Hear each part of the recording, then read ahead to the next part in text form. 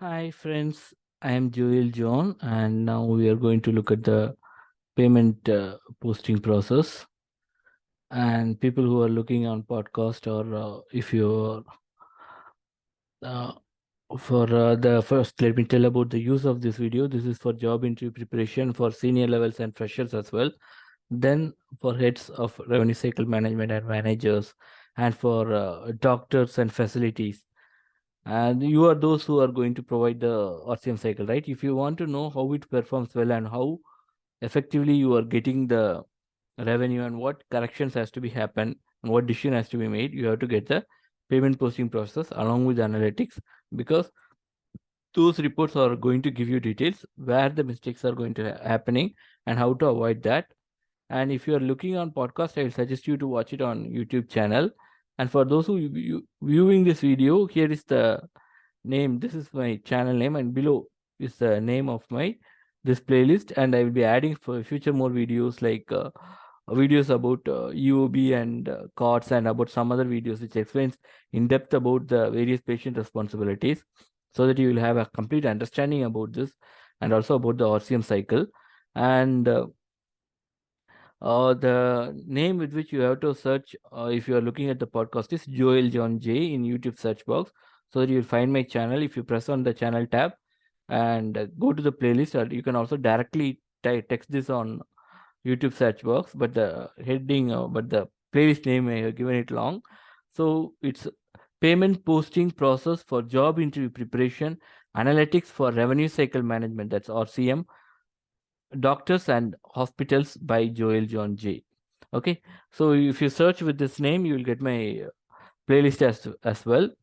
Then let's get into the topic. Or if you are watching this video alone, then you can click on my photo below the video and go to the playlist tab and find this playlist name.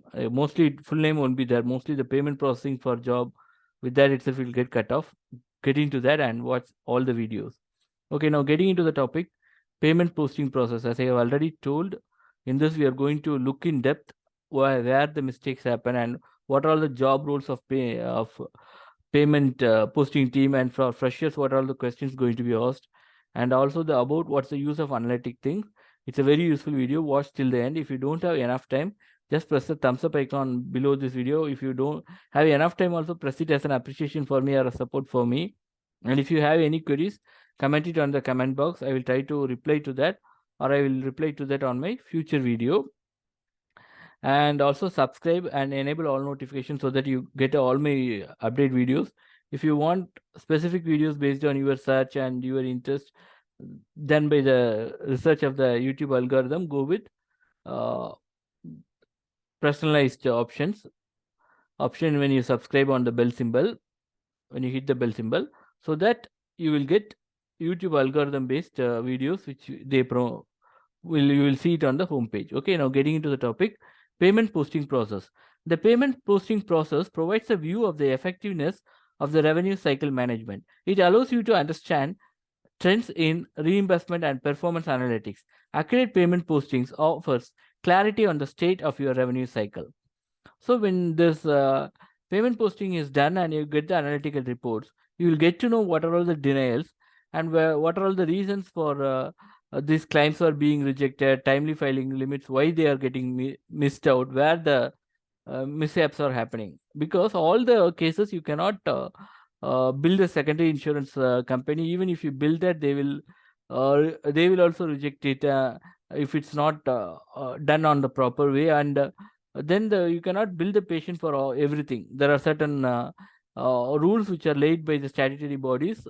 Based on that, only you can bill the patient. And if the mistakes are on our side, it will be moved as provider write-offs.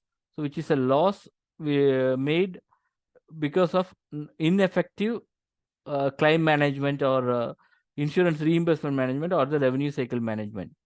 So all those things, the providers, that's the doctors and hospitals, will be able to know only if you have this payment posting analytical reports viewed by someone in your hospital, or you view it directly. I will always suggest you to have a look at it on at least on a random basis in your busy schedule, so that you will be aware of that.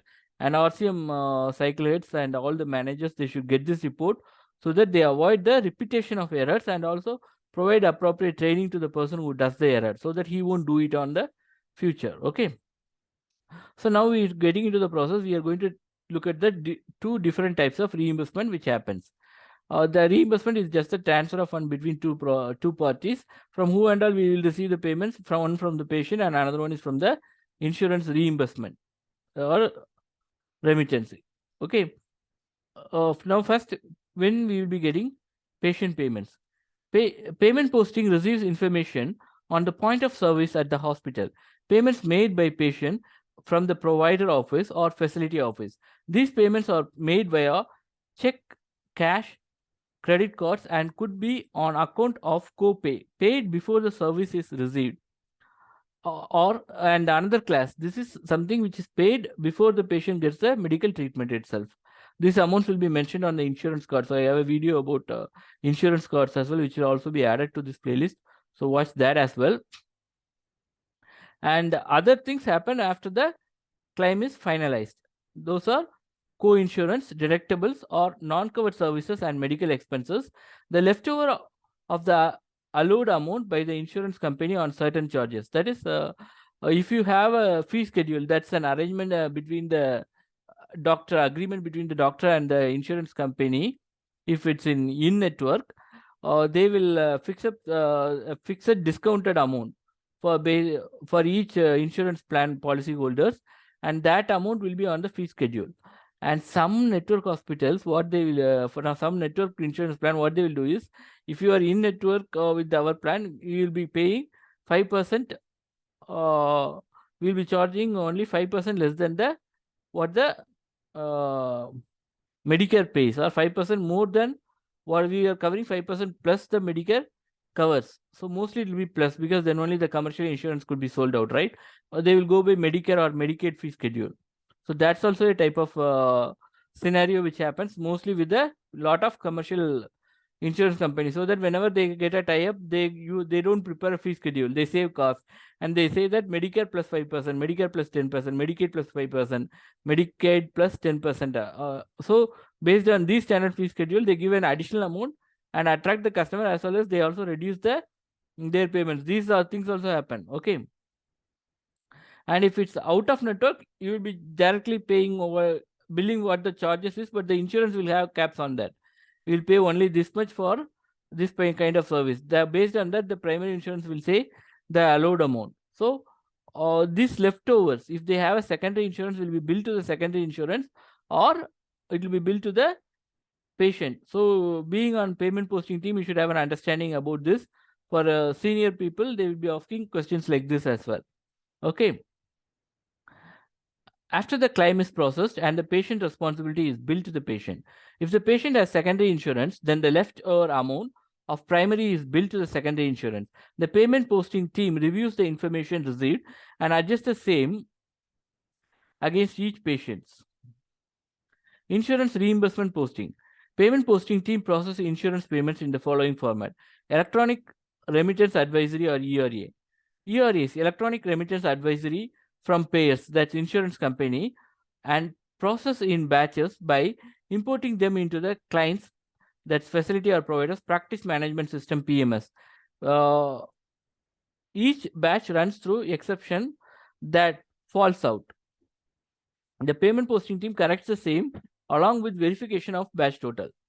So practice management system, PMS, is a word which is most frequently used in medical billing industry, which refers to the software systems which you use for doing this task of payment posting, or directly, if you want to say, the process of RCM cycle as a whole. Okay. And what's the main thing we are going to do is, after ERA, electronic remittance advice, will be an EDI friendly format, that's electronically data interchange friendly format, so that it's like just like uploading something, it will get automatically uploaded. After that is done, even softwares and robots make errors, they do mistakes, they are not 100% accurate. That's why they say that this accuracy percentage is calculated, right? That's why manual human intervention is always needed. So when you do the intervention is, after all the ERA posting is done, you will have the total amount on the ERA's posted batch that you would have summed up. And also you will cross check it with the PMS software, how much ERA remittance added posting batch total is there. If these two are not tallied, then definitely something is missed out. Then you have to go manually check and retrieve it. So this is an important question for senior people. They will definitely expect you to know that. Okay, and definitely most of the senior people will know that. But even what happens is some people will be working only on the explanation of benefits. When you go for a senior level, if they ask this question, you will be able to answer. Okay, you should be able to answer. Manual posting of UOBs, explanation of benefits. Client facilities or provider often send scanned UOBs. Each UOB batches is accessed via secure FTPs, file transfer protocol. This is one fresher question. What FTP stands for? File transfer protocol. So this you should be aware. And through EHR. EHR stands for Electronic Health Record System.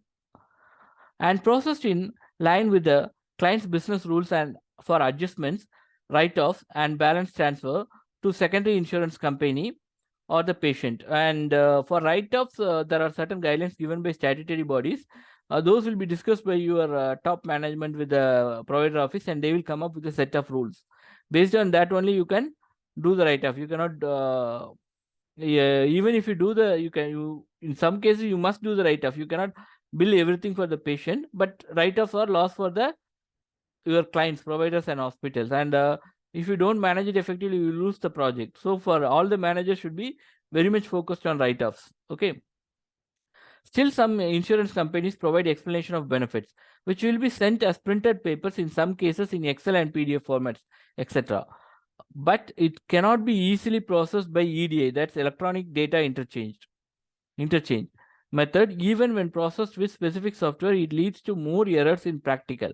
Hence, these are entered manually in PMS, practice management system, by payment processing team. This is the method they follow in common. So I have mentioned this, but in some companies they try doing it through EDI, and on the case also the same thing. You have to check the batch total, and if there is any problem, then you have to again rework. Failure of effective recycle management. If remittance from insurance is not successful and it cannot be moved to the patient as patient responsibility, then it will be a provider write-off, and is also is a loss to the facility or provider. This write-off is also posted by the payment posting team based on the guidelines and agreements with the provider or facility. So by this payment posting team posting itself, you get what are all the losses you make. But analytic reports will be more clear. Denial posting. Posting of claim denials is essential to get an accurate understanding of customers' AR, that's accounts receivable cycle. Denied claims are sent back by the payer's insurance company in the form of American National Standard Institute codes. That's in short, it's called as ANSI. This is one important senior level question. For denials, and sometimes with payer-specific medical coding guidelines, the payment posting team has to understand the payer-specific denial codes of the payers and has to develop expertise in understanding ANSI, American National Standard Institute denial codes. The payment posting team records each claim denial in the payment management system, PMS, and takes action. And this EOB has 3 types. One is fully denied, partially denied, and fully paid. So I have those samples on the future videos. Watch that to get a better understanding. So now getting back, send the UOBs and ERS to the denial management team. That's AR callers, account receivable callers, or AR analyst, accounts receivable analyst, and based on their remarks, you have to work on. Why we do this is because there are cases in which you can push it for reprocessing. The denial management team has 2 types wherein they can, if the adjudication, if the mistake is on the claim adjudication team. Claim adjudication team is the account payer side team of the insurance company. They are those who validate the claim. They will validate whether the claim form is fully filled and all the details are there. They will capture it on their, or all the details captured on their insurance system. And if there is any mismatch, or if it's a manual, they will enter all the details manually or correct it. And then they will, for each claim code, based on if there is a fee schedule, based on that, they will give the already we do a build. If we missed out, they will say that based on fee schedule, this much only is allowed. And for out of network people, they will say the amount. They will have a standard tariff, and based on that, they will say only this much is allowed amount. And the rest will be patient responsibility or bill to the secondary insurance. For all these, and they will, in some claim lines, they will deny it as medically not necessary or repeated. For those, there are some procedures like globally bundle, mutually inclusive. So those cases also they will do that. For that also, the denial management team knows to work on those as well. And if anything is justifiable, they have the chance of pushing it for reprocessing. And only if reprocessing is not unable to do the reprocessing, and if it's within the timely filing limit, for reprocessing also it should be within the timely filing limit, they will go for resubmitting the form. And if resubmission limit is exhausted, then they will try for appealing the claim if it's within the timely filing limit. So all these works are done. And why they are pushing it for reprocessing is reprocessing process will be more faster than resubmitting or appeal process. So timely filing burden is also there. So this is an trick which we have to do to reduce the time of the RCM cycle. And if they miss, so that's why. And most of the cases in RCM cycle, before it the UOB is generated, the denial management team will also push out for knowing the claim status, and when the UOB will generated. If UOB is not received, they will get the UOBs. And in some bundle claims and negative balance cases, if there is any problem with the UOB, they will get the additional UOBs and send it to the payment posting teams. Senior level people should know how to work on that. So those things also I will try to make. I have already made a video about this bundle claim negative balance. That also I will attach on this. Have a look at that as well, so that you will get an understanding how to do the correction on the UOB entry when these kinds of problems happen. Okay, so now again getting further into this topic, and those knowledges are much required for both the management senior people on denial management and payment posting team. So now getting in case there is no denials and the allowed amount is paid, bill the patient responsibility amount to the patient or secondary insurance if available. Rebill to the secondary insurance company or transfer the balance to the patient if no secondary insurance is there. Write off the amount as provider write off if the mistake is on the processing of claim and cannot reimbursement and cannot resubmit the claim or appeal as timely filing limit is over. So this is a case wherein we miss out on both on our RCM cycle, and we are making a loss to the provider or the doctor or the facility because we missed out the timely filing limit. Payment posting process steps. Patient payments. Processing of payments made by patient via cash, check, credit card, or co-pays, deductibles, or covered services.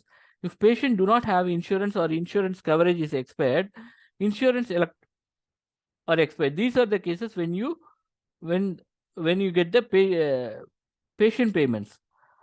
So you should be aware of this: co-pays, deductibles, non-covered services, and patient do not have insurance. So in those cases also, only the patient will make the payment, and the insurance coverage is expired. So when the UOB says that insurance coverage is expired, we won't pay, then you will be routing the full amount to the patient as patient responsibility. Insurance electronic remittance advisory, ERAs. Processing of electronic remittance advisories, ERAs, and corrections of any exception and transfer of balance to secondary insurance. There is no secondary insurance, you will be billing the patient. UOB processing manually. Processing payments made by the insurance company without electronic remittance advisory, that's ERA system, using the explanation of benefits, and transfer the balance to secondary insurance. If there is no secondary insurance, then bill to the patient. Denial posting. Posting of denials and rebill of secondary insurance company. If patient has no secondary insurance company, bill the patient. After UOBs and ERAs is received, is posted in the software by the payment posting team, the denial management team, ER callers or ER analyst, checks or the denials valid and or there any chances to ask the insurance company to reprocess the claim or send it as a corrected claim. So always they'll first try for reprocessing to save time. within the timely filing limit. If reprocess or resubmit and any correction is done on the payment, a new UOB or ERA will be generated by the insurance company. This is also an important question for senior level. Transferring covered services by primary and denied on ERO and UOB, plus the co-pay, co-insurance and deductibles. If secondary insurance covers that, then bill the secondary insurance. To transfer the balance to the patient or write off the amount as provider write-off. If the fault is in the processing of the claim, then we have to write off it as provider write-off and cannot bill the patient. Benefits of the payment posting team. Get an accurate understanding of the AR account receivable cycle. Accuracy in payment posting is critical to getting the right view of the state of your accounts receivable, allowing you to make the right decision. Payment posting analytic reports. The payment posting team also generates reports on AR account receivable trend reports. Understand the reason for denial so that the same can be worked on to avoid the same mistake happening again. So this is why I say that when payment posting service is opted, you should also opt for payment analytics, and the report should be sent to all the team managers, and a meeting discussion should happen, asking them what are the steps they are going to take for avoiding this in future, and the minutes of meeting should be recorded as emails so that you get a control and you reduce the errors and stop creating loss to the hospitals, providers and doctors who are outsourcing the process to you. And if you continuously make that, they will send the take up the process, you will lose your revenue.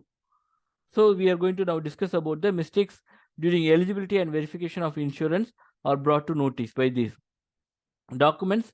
Missing payments and denial codes will help to find whether the benefits and eligibility team verifies the following. Is the insurance valid during the date of service? Is the provider facility or in network or out of network with patient plan? If it's in out of network, does the plan has out of network benefit? If missed by the eligibility and verification team, the payment amount will be moved as patient responsibility or provider write-off, leading to loss of revenue. And these are brought to notice of provider and facility by payment posting team analytical reports. Eligibility verification team must have verified whether the services are covered or not covered by the patient insurance plan, and does it requires referral, prior authorization, pre-certification, and send the details to the charge entry team so that these details are mentioned on the claim form to avoid denials. If missed, these can be worked on by denial management team in some cases based on the insurance, which is additional work. So this is also a loss. As one team doesn't miss out, other teams works on it. In some cases, insurance will not allow to cover it and reject it as missing referral, prior authorization, etc. based on the treatment or the insurance plan, which will be moved as provider write-off, leading to loss of revenue, and are brought to notice of provider and facility by payment posting team analytical reports. Also, all denial reasons are to be tracked and steps can be taken to avoid in the future using these analytical reports for all the denials that happen. Learn about the typical time taken to process payments for different insurance company. So this is something which will give you a insight of the RCM cycle. And if I have to say in trick shot, wherever the timely filing is limit is less, you can push it friend. Those kind of inputs also you can get continuously. So those things you can push it first when you have a backlog so that you don't miss out the payment. Like that, you can plan a lot using these reports. In addition, payment posting analysis report can bring out to your notice specific trends, contractual adjustments or denials. So let's take a scenario example. A fee schedule is changed and your insurance has not has communicated with the provider office, and based on that the changes are going to happen, but still they haven't updated on the PMS, they missed out. And if this continues, you will get a lot of reworks. That's resubmission, reprocessing. But resubmission will happen because this has to be corrected on the claim form itself, so you cannot reprocess as well. This leads to repetition of work. So if you have the report, you will find it out in the analytic report itself. Why this is missing? This insurance company has rejected a lot of things saying that based on fee schedule, we are allowing only this amount, but that amount is changed when you compare the analytical reports, you find out and correct it. So that's why I say analytical report is much important.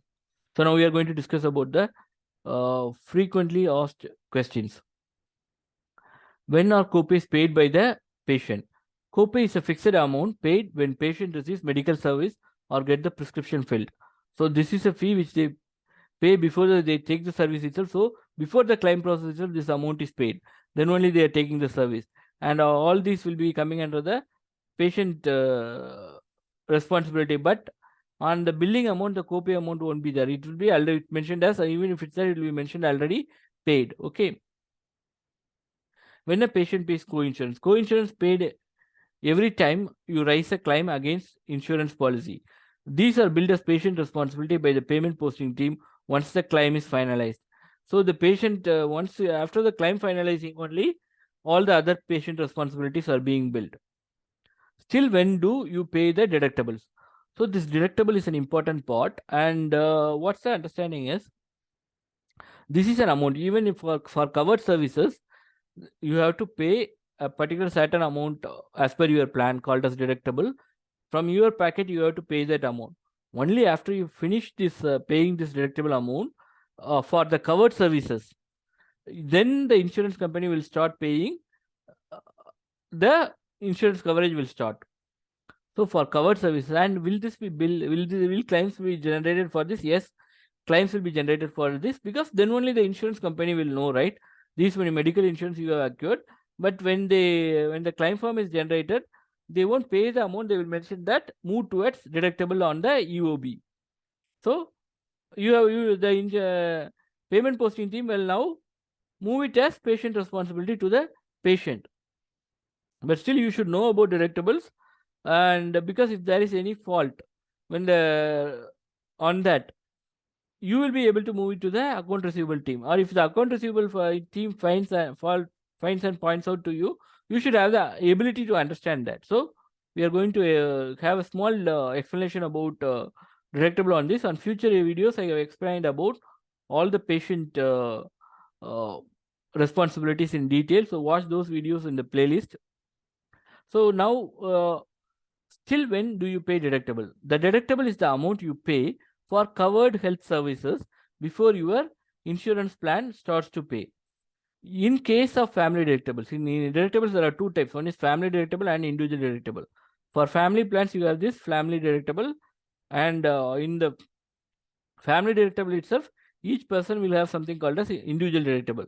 That is, in most of the cases, the guarantor will have a higher amount and others will have a lesser amount, or all of them will have the same amount, depends on the plan. Okay. In case of family deductible, the individuals who meet the individual deductible can avail the insurance coverage. Once the family deductible cap is met, all the members covered on that insurance plan can avail the insurance coverage. Apart from that, I said, right, based on persons, they will have the cap. Mostly the guarantor will have a different amount from the others, but that is the amount called as family deductible value. That is, if that amount is met by all the members combined amount for the covered health services, then all the members covered on the plan can avail the insurance coverage as family deductible is met. So this is the important concept of deductible. What is ERA in medical terms? An ERA, electronic remittance advice, is a form of electronic communication that eliminates the need for paper EOBs, explanation of benefits.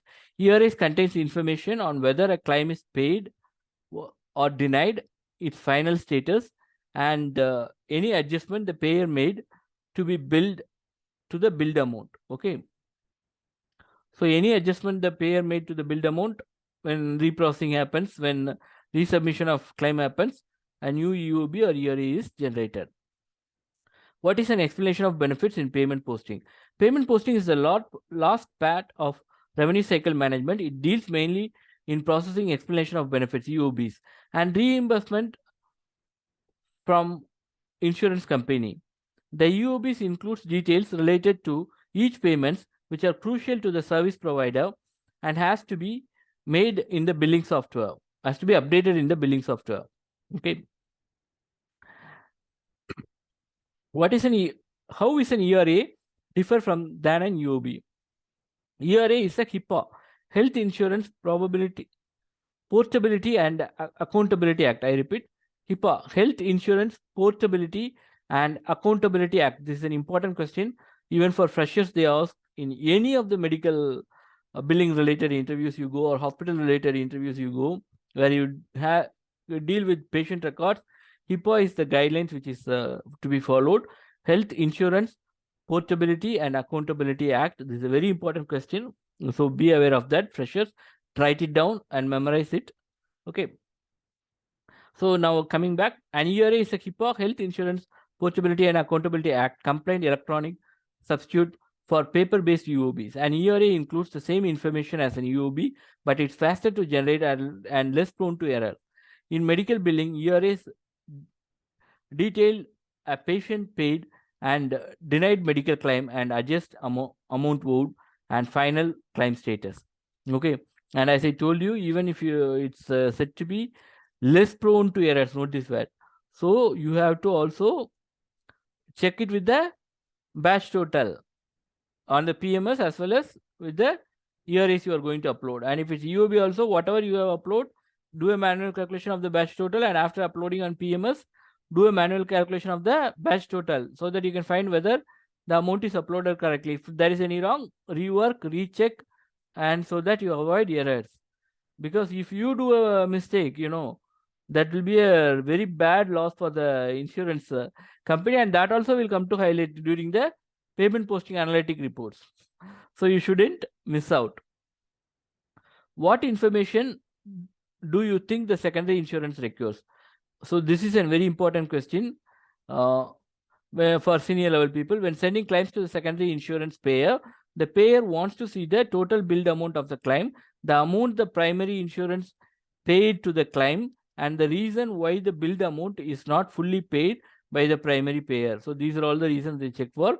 You should also attach a EOB or an ERA of that particular claim. Okay. And what is ANSI codes in medical billing? This is an important question for freshers as well as in some cases they expect for freshers, and for senior level people, very, very important question.